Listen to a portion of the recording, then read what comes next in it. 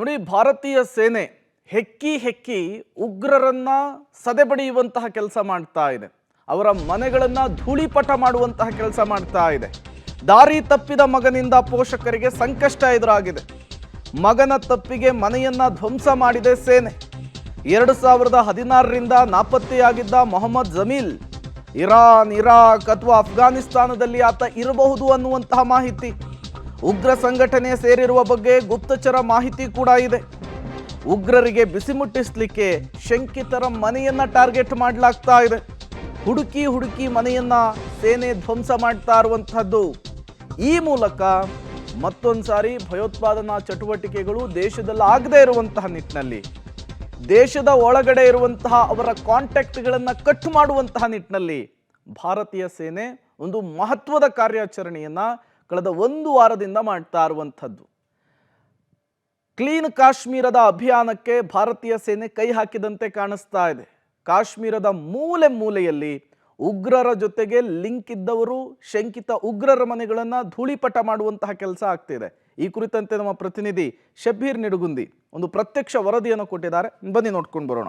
ಪಹಲ್ಗಾಮ್ನ ಬೈಸರನ್ನಲ್ಲಿ ಭಯೋತ್ಪಾದಕ ದಾಳಿಯಾದ ಬಳಿಕ ಕಾಶ್ಮೀರದ ಸುತ್ತಮುತ್ತಲಿನ ಜಿಲ್ಲೆಗಳಲ್ಲಿರುವಂತಹ ಭಯೋತ್ಪಾದಕರ ಮನೆಗಳನ್ನು ಟಾರ್ಗೆಟ್ ಮಾಡಿ ಅವುಗಳನ್ನು ಧ್ವಂಸ ಮಾಡುವಂಥ ಕೆಲಸವನ್ನು ಮಾಡ್ತಿದ್ದಾರೆ. ನಿಮ್ಮ ಪಬ್ಲಿಕ್ ಟಿವಿ ಇವತ್ತು LOCಯ ಹತ್ತಿರದ ಜಿಲ್ಲೆಯಾಗಿರುವಂತಹ ಬಂಡೀಪುರದಿಂದ ರಿಪೋರ್ಟ್ ಮಾಡ್ತಾ ಇದೆ. ಇಲ್ಲೂ ಒಂದು ಮನೆಯನ್ನು ತೆರವು ಮಾಡುವಂಥದ್ದು, IED ಬಾಂಬನ್ನು ಇಟ್ಟು ಬ್ಲಾಸ್ಟ್ ಮಾಡುವಂಥ ಕೆಲಸವನ್ನು ಮಾಡಿದೆ. ಕೇಂದ್ರ ಮೀಸಲು ಪಡೆಗಳು, ಭದ್ರತಾ ಪಡೆಗಳು ಈ ಮನೆಯನ್ನು ಧ್ವಂಸ ಮಾಡಿ ಹೋಗಿದ್ದಾವೆ. ಬಂಡೀಪುರದಲ್ಲಿ ಇರುವಂಥ ಮನೆಯನ್ನು ಕೂಡ ನಾನು ನಿಮಗೆ ತೋರಿಸ್ತೀನಿ. ಮನೆಯ ಯಾವ ಸ್ವರೂಪದಲ್ಲಿದೆ ಅನ್ನುವಂಥದ್ದನ್ನು ಕೂಡ ನೀವು ಗಮನಿಸ್ಬೋದು. ಅಬ್ದುಲ್ ಅಹದ್ ಅನ್ನುವಂಥವ್ರಿಗೆ ಸಂಬಂಧಪಟ್ಟಂತಹ ಮನೆ ಇದಾಗಿರುವಂಥದ್ದು.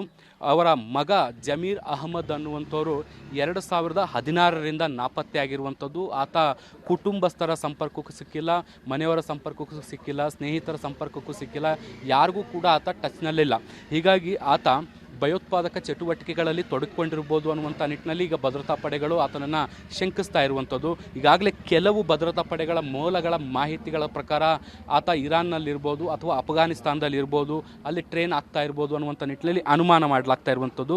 ಈ ಒಂದು ಘಟನೆ ಆದ ಬೆನ್ನಲ್ಲೇ, ಅಂದರೆ ಪಹಲ್ಗಾಮ್ನಲ್ಲಿ ದಾಳಿಯಾದ ಬೆನ್ನಲ್ಲೇ ಎಲ್ಲೆಲ್ಲಿ ಮನೆಗಳು ಈ ರೀತಿಯಾದಂಥ ಶಂಕಾಸ್ಪದ ವ್ಯಕ್ತಿಗಳಿರ್ತಾರೆ ಆ ಮನೆಗಳನ್ನು ಒಡೆದು ಹಾಕುವಂಥದ್ದು ಅಥವಾ ಬ್ಲಾಸ್ಟ್ ಮಾಡುವಂಥ ಕೆಲಸವನ್ನು ಮಾಡ್ತಿದ್ದಾರೆ. ಬಂಡೀಪುರ ಜಿಲ್ಲೆಯಲ್ಲಿರುವ ಈ ಮನೆಯನ್ನು ಕೂಡ ನೀವು ಗಮನಿಸಬಹುದು. ನಗರದಲ್ಲಿರುವಂಥ ಈ ಮನೆ ಇದು ಬ್ಲಾಸ್ಟ್ ಮಾಡುವಂಥ ಕೆಲಸವನ್ನು ಮಾಡಿದ್ದಾರೆ. ಸೊ ಬ್ಲಾಸ್ಟ್ನ ಸ್ವರೂಪ ಹೇಗಿದೆ ಅನ್ನುವಂಥದ್ದು ನೋಡ್ಬೋದು. ಸಂಪೂರ್ಣವಾಗಿ ಇಡೀ ಮನೆ ಛಿದ್ರವಾಗಿ ಹೋಗಿರುವಂಥದ್ದು. ಮೇಲಿರುವಂಥ ಹೆಂಚುಗಳೆಲ್ಲವೂ ಕೂಡ ಕೆಳಗೆ ಉರುಳಿ ಬಿದ್ದಿರುವಂಥದ್ದನ್ನು ನೀವು ದೃಶ್ಯಗಳಲ್ಲಿ ನೋಡ್ತಾ ಇದ್ದೀರಿ. ಮನೆಯವರು ಸಾಕಷ್ಟು ರಿಕ್ವೆಸ್ಟ್ ಮಾಡಿಕೊಂಡ್ರು ಕೂಡ ಅವರಿಗೆ ಒಂದಿಷ್ಟು ಸಮಯವನ್ನು ಕೂಡ ಕೊಡದೆ ಈ ಒಂದು ಮನೆಯನ್ನು ಸ್ಫೋಟಿಸಲಾಯಿತು ಅನ್ನುವಂಥದ್ದು ಮನೆಯವರ ಆರೋಪ. ಮತ್ತು ಅವರು ಹೇಳ್ತಾ ಇರುವಂಥದ್ದು ಮಗ ಎಲ್ಲೋಗಿದ್ದಾನೆ ಅನ್ನುವಂಥದ್ದು ಗೊತ್ತಿಲ್ಲ, ಆದರೆ ಆತ ನಮ್ಮ ಸಂಪರ್ಕಕ್ಕೂ ಇಲ್ಲ, ಆದರೆ ಆತನ ಹೆಸರಿನಲ್ಲಿ ನಾವು ಬದುಕ್ತಾ ಇದ್ದೀವಿ, ನಾವಿರುವಂಥ ಮನೆಯನ್ನು ಧ್ವಂಸ ಮಾಡುವಂಥದ್ದು ಎಷ್ಟು ಸರಿ ಅನ್ನುವಂಥ ನಿಟ್ಟಿನಲ್ಲಿ ಆಕ್ರೋಶವನ್ನು ಕೂಡ ಅವರು ಹೊರಹಾಕ್ತಾಯಿದ್ರು. ನಾವು ಅವ್ರ ಜೊತೆಗೆ ಮಾತಾಡುವಂಥ ಪ್ರಯತ್ನವನ್ನು ಕೂಡ ಮಾಡಿದ್ವಿ, ಅವ್ರ ಜೊತೆಗೆ ಕಮ್ಯುನಿಕೇಟ್ ಕೂಡ ಮಾಡಿದ್ವಿ. ಅವರು ಆ ಸಂದರ್ಭದಲ್ಲಿ ತಮ್ಮ ನೋವನ್ನು ಕೂಡ ತೋಡ್ಕೊಂಡ್ರು. ಯಾಕೆಂದರೆ ಸಾಮಾನ್ಯ ಜನರ ರೀತಿಯಲ್ಲಿ ನಾವಿಲ್ಲಿ ಬದುಕ್ತಾ ಇದ್ದೀವಿ, ಆದರೆ ಮಗ ಹೇಗೆ ಗಾಯಬಾದ ಅಥವಾ ಮಿಸ್ ಆದ, ಅವನು ಹೇಗೆ ತಲೆಮರೆಸ್ಕೊಂಡ, ಅವನು ನಾಪತ್ತೆ ಆದ ಅನ್ನುವಂಥದ್ದು ಅವ್ರಿಗೂ ಕೂಡ ಸ್ಪಷ್ಟವಾದ ಮಾಹಿತಿಗಳಿಲ್ಲ. ಆತ ಎಲ್ಲಿದ್ದಾನೆ ಅನ್ನುವಂಥ ಸುಳಿವುಗಳು ಕೂಡ ಇಲ್ಲ. ಆದರೆ ಇಂಟೆಲಿಜೆನ್ಸ್ ರಿಪೋರ್ಟ್ಗಳು ಹೇಳ್ತಿರುವಂಥದ್ದು ಆತ ಕೆಲವೊಂದಿಷ್ಟು ಭಯೋತ್ಪಾದಕ ಚಟುವಟಿಕೆಗಳನ್ನ ಮಾಡುವ ಗುಂಪುಗಳನ್ನು ಸೇರಿರ್ಬೋದು ಅನ್ನುವಂತಹ ಮಾಹಿತಿಗಳು ಅವ್ರಿಗಿದ್ದಾವೆ. ಕೆಲವು ಮಾಹಿತಿಗಳು ಇರಾನ್ ಅಂತವೆ, ಇನ್ನೂ ಕೆಲವು ಮಾಹಿತಿಗಳು ಅಫ್ಘಾನಿಸ್ತಾನ್ ಅಂತವೆ. ಹೀಗೆ ಎಲ್ಲೋ ಒಂದು ಕಡೆ ಆತ ಇದ್ದಾನೆ ಅನ್ನುವಂತಹ ಮಾಹಿತಿ ಈಗ ಇಲ್ಲಿರುವಂಥ ಅಧಿಕಾರಿಗಳಿರುವಂಥದ್ದು. ಈಗ ಅದೇ ಉದ್ದೇಶ ಅಥವಾ ಅದೇ ಕಾರಣಕ್ಕಾಗಿ ಈ ಒಂದು ಮನೆಯನ್ನು ಧ್ವಂಸ ಮಾಡುವಂಥ ಕೆಲಸವನ್ನು ಕೂಡ ಈಗ ಮಾಡಲಾಗಿರುವಂಥದ್ದು. ಮನೆಯ ಸ್ವರೂಪ ಹೇಗಿದೆ ಅನ್ನುವಂಥದ್ದನ್ನು ಕೂಡ ನೀವು ಇಲ್ಲಿ ಗಮನಿಸ್ತಾ ಇದ್ದೀರಿ. ಮುಂದಿನ ಹಂತದಲ್ಲಿ ನಾನು ಈ ಮನೆಯವರನ್ನು, ಈ ಕುಟುಂಬಸ್ಥರನ್ನು ಕೂಡ ಮಾತನಾಡಿಸುವಂಥ ಪ್ರಯತ್ನವನ್ನು ಮಾಡ್ತಿದ್ರಿ.